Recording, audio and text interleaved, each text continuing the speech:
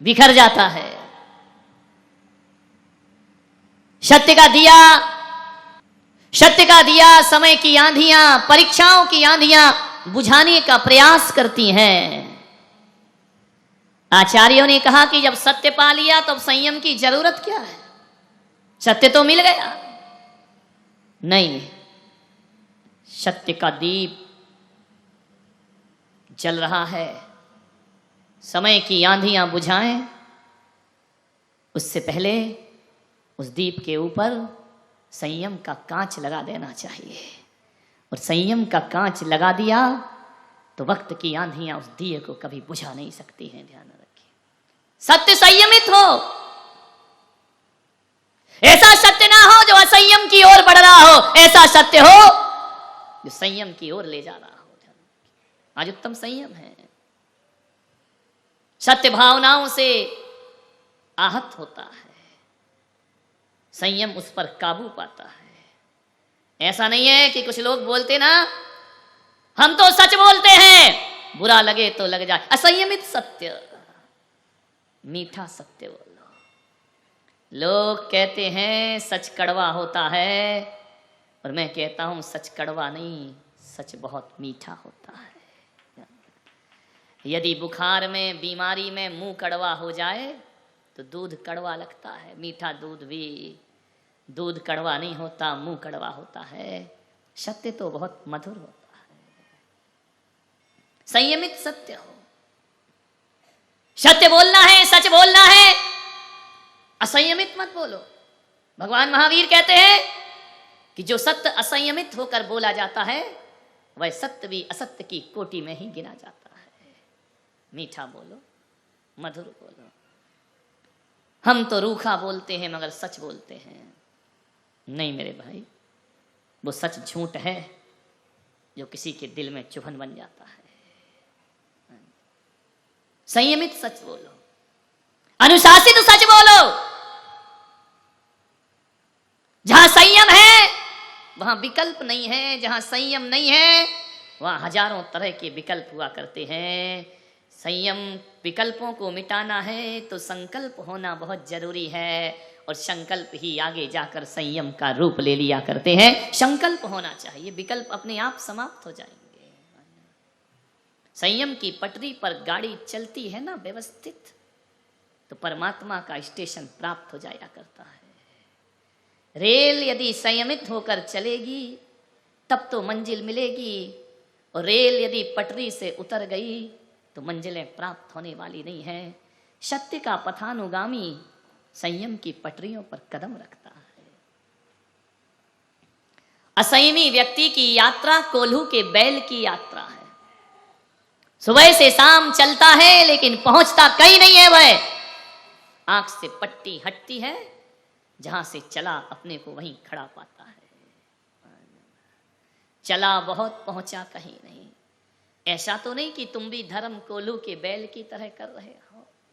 ऐसा तो नहीं कि तुम्हारी माला कोल्हू का बैल, तुम्हारे उपास कोल्हू के बैल, तुम्हारी पूजा कोल्हू का बैल। सब कुछ करने के बाद भी पहुंचे तो कहीं नहीं। जहां खड़े थे पर्यूषण हो जाएगा, 10 दिन पूर्ण हो जाएंगे। जहां खड़े थे वहीं खड़े अपने को पाओगे। आगे की यात्रा बढ़ाइए। संयम, नियम। 4 शराबी थे, नाव पार कर रहे थे। पहुंच गए नदी किनारे, नाव में बैठे, सारी रात चप्पू मारे, हाथ दुखने लगे चलाते चलाते। चारों शराबी शराब पिए हुए थे। बहुत चप्पू चलाया, थक गए, दिन निकलने लगा। एक शराबी ने दूसरे शराबी से कहा, जरा उतर के तो देख अपन पहुंच कहां गए। उसने कहा देखता हूं। नाव से उतरा, देखा, बोले अपन तो वही है। बड़ी जोर से हंसा। अरे शराबी ने कहा, 3 शराबियों ने कि पागल है क्या, बारी बारी से नाव खेई है। दूसरा उतरा, वो भी बड़ी जोर से हंसा। तीसरा भी हंसा, चौथा भी उतर करके हंसा। चारों बहुत हंसे यार, पूरी रात चप्पू चलाए, पहुंचे वही हैं, नाव तो खोली नहीं। ध्यान रखना। यदि नाव नहीं खोलोगे तो चप्पू मारने से क्या होगा, और असंयम की रस्सी नहीं खोली तो हर साल पर्यूषण मनाने से कुछ नहीं हुआ करता है। ध्यान रखना, जब तक राग की रस्सी नहीं खुलेगी, जब तक कषायों की रस्सी नहीं खुलेगी, जब तक मान अपमान की रस्सी नहीं खुलेगी, जब तक छल कपट की रस्सी ना खुलेगी, ना आर्जव होगा, ना मार्दव होगा, ना क्षमा होगी, ना शौच होगा। ध्यान रखिए, रस्सी खोलो। ईमानदारी से बताओ, हर साल रस्सी मजबूत होती है या खुलती है? पहले बहू बेटे पे रस्सी बंधी थी, इस साल तो पोता और हो गया। रस्सी बंधी या खुल गई? बोलो। पोती हो गई। अब मूल से प्यारा ब्याज हो गया। कहां खुली रस्सी? चप्पू चला रहे हो तो क्या करें महाराज, पोते पोती नहीं होंगे क्या? होंगे भाई, खूब हो, हमारा क्या बिगड़ रहा है? ध्यान रखिए, दर्जनों से हो, हमारी जा क्या रहा हमारा। लेकिन ध्यान रखना, बहुत बुरा है ये राग मोह, इससे बचने का प्रयास करो। सोचना है, पोते पोती होना कोई बुरी बात नहीं है, अच्छी बात है, होना चाहिए। संसार है, व्यवस्था है, ऋषभ देव ने ये व्यवस्था बनाई है। संतति को जन्म दीजिए, धर्म और संस्कारों को आगे बढ़ाइए, कोई बुरी बात नहीं है। लेकिन पोते पोती का होना बुरी बात नहीं, इनमें अटक जाना बुरी बात हुआ करती है। ध्यान रखना, आसक्ति की रस्सी मत बांधिए। कुछ बंधन ऐसे होते हैं, संयम बंधन लगता है, संयम रूखा लगता है, संयम कठोर लगता है, संयम लगता है बड़ी कठिन चीज है। क्या करें, इच्छा ना हो तो भी बंधना तो पड़ता है। एक छोटी सी बेल को यदि ऊपर चढ़ना है तो उसे किसी बांस से तो बांधना ही पड़ता है ना। यदि बेल बंधेगी नहीं तो ऊपर कैसे चढ़ेगी? रस्सी को कुएं से बाहर निकालना है, बाल्टी को, तो बंधना तो पड़ेगा ना। जो बाल्टी रस्सी का बंधन स्वीकार नहीं करेगी वो बाल्टी डूब जाएगी, और जो बेल बांस का बंधन स्वीकार नहीं करेगी वो ऊंचाइयों को प्राप्त नहीं कर पाएगी, और जो भक्त गुरुओं का बंधन स्वीकार नहीं करेंगे वो परमात्मा की यात्रा नहीं कर। बंधन है गुरुओं का बंधन, अनुशासन का बंधन। गुरु के भी दंड हुआ करते हैं। हम यदि थोड़े निरंकुश हो जाएं तो आचार्य हमें दंड देने के अधिकारी हुआ करते हैं, प्रायश्चित देने के अधिकारी होते हैं, सजा देने के अधिकारी होते हैं। और एक आचार्य यदि प्रायश्चित दे तो सौभाग्य समझना अपना। गुरु ने डांट दिया, किस्मत समझना। आचार्य ने प्रायश्चित दिया, किस्मत समझना। अरे जिस बेल का माली होता है वही बेल ऊपर चढ़ती है, बिना माली की बेल कभी ऊपर नहीं चढ़ा करती है। और जिस मोक्षगामी के, जिस कल्याण के इच्छुक पर गुरु का दंड होता है वह जीवन में ऊंचाइयों को प्राप्त किया करता है। मान्यवर, पूरे हिंदुस्तान में जिस दिन से हमने माँ बाप और घर छोड़ा है, किसी की मजाल नहीं कि हमें डांट सके और हमें दंड दे सके। लेकिन एक बात याद रखना अजमेर वालों, एक को ये अधिकार है जो मुझे डांट सकते हैं, दंड दे सकते हैं, और वह अधिकार उन्होंने मांगा नहीं है, हमने समर्पण के साथ वो अधिकार उन्हें सौंपा है। वो है सदगुरुदेव आचार्य पुष्पदंत सागर जी महाराज। सौंपा जाता है। आचार्य जबरदस्ती सजा नहीं देते, आचार्य कोमल होते हैं। जब दंड देते हैं तो कड़क लगते हैं लेकिन होते कोमल हैं। वो जबरदस्ती जज नहीं बनते हैं।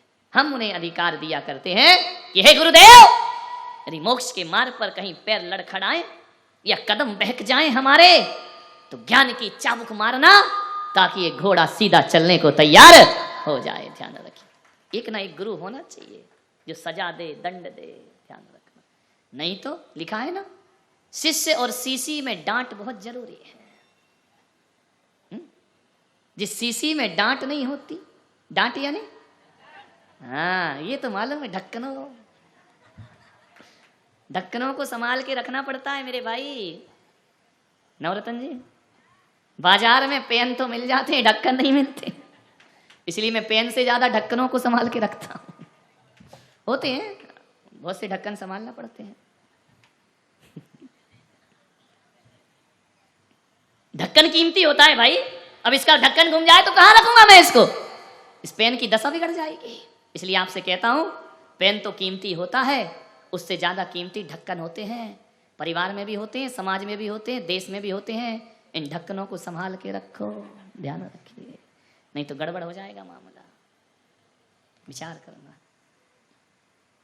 शीशी में भी डांट होना चाहिए और शिष्य में भी डांट होना चाहिए। जिस शीशी में डांट नहीं होती, ढक्कन नहीं होता, वो शीशी समुद्र में गिर जाए तो क्या होता है? डूब जाती है। और जिस शिष्य में डांट नहीं होती गुरु की, वो भी संसार और विषय भोगों में डूब जाया करता है। संयम धर्म है। कुछ बंधन स्वीकार करना पड़ते हैं। बिना बंधनों के हर बंधन बंधन नहीं होता, हर बंधन पीड़ा नहीं होती, हर बंधन दर्द नहीं होता है। कुछ ऐसे बंधन हैं जो हमारे सुख में कारण बना करते हैं। धर्म का बंधन मुक्ति है, परतंत्रता नहीं है। बेड़ियों का बंधन, ध्यान रखना, लोहे की श्रृंखलाओं का बंधन भी धर्म के बंधन के आगे तड़तड़ करके टूट जाया करता है। और कोई मान तुंग जेल में 48 बेड़ियों को तोड़ करके बाहर। ये धर्म का बंधन है। धर्म का बंधन वो बंधन है जो कर्मों की लोहे की बेड़ी नहीं तोड़ते हैं, कर्मों की बेड़ी को भी तोड़ करके फेंक दिया करते हैं। वो धर्म का बंधन, जिनराज के धर्म का बंधन, मोक्ष मार्ग का बंधन। हमारे भी बंधन है। मुनि बन गए तो क्या हुआ? बंधन तो हमारे ऊपर भी है, मर्यादाओं के बंधन है, समाज के बंधन है। और ये बंधन समाज ने नहीं डाले हैं। ये मत सोचना कि महाराज समाज के बंधन है तो 2-4 आ जाओ मेरे पास, ए महाराज तुम्हारे नहीं, तुम्हारी क्या हिम्मत की हम पे बंधन डालो। हमने खुद ये बंधन स्वीकार किए हैं। ध्यान रखिए, बांधा थोड़ी, बांधा तो अपराधी को जाता है, गुरुओं को नहीं बांधा जाता। गुरु तो स्वयं मर्यादा के बंधन स्वीकार किया करते हैं। बंधो किसी ना किसी नियम से, बंधो संयम से। लोग कहते हैं ऐसे भी जी लेंगे तो क्या होगा? कुछ नहीं होगा। जियो जियो बिना संयम के, बिना नियम के, ऐसे ही जियो ना। पक्षी भी तो घोंसला बनाता है ना, बना लो एक मकान। पक्षी भी बच्चा पैदा करता है ना, तुम भी कर लो, जियो आराम से। कौन मना करता है? पक्षी भी, पेड़ जानवर भी अपने खाने का जुगाड़, एक कुत्ता भी पेट भर लेता है मेरे भाई। कोई बहुत बड़ी बात नहीं है पेट भर लेना। जियो असंयम से, क्या दिक्कत है? पशुवत जीवन होगा तुम्हारा। आलस हरन करन सुखटाही, स्वर्ग नरक पशुगति में ना है। नरकों में संयम पालोगे, पशुगति में संयम पालोगे। देवताओं के भाग्य में नहीं है संयम, तरसते रहते हैं। तीर्थंकर जैसी महान आत्माएं, अभी पढ़ा ना, जिस बिना नहीं जिनराज सीझे। हाँ, कर दो हमारी तरफ इशारा, तू रोलो जग कीच में। कितनी जल्दी हाथ उठा दिए, भगवान के सामने बैठ जाते हैं पर्यूषण में लोग। ये ले लेंगे यार, जिस बिना नहीं जिनराज सीजे, तू रोलो जग कीच। तू रोलो, तू का मतलब क्या है? भगवान या महाराज या पड़ोसी? तू रोलो जग कीच में, तू रोलो जग कीच में, तू रोलो जग कीच में। अरे हटाओ, जिस बिना नहीं जिनराज सीजे, मैं रोलो जग कीच। तू कह दो तो बड़ी हिम्मत मिलती है कि मैं ही अकेला नहीं हूं, तू भी है बेटा, ध्यान रखना। तू नहीं, मैं रोलो जग कीच में, ये रोले जग कीच में, हम सब रोले जग। भगवान को कह देते तू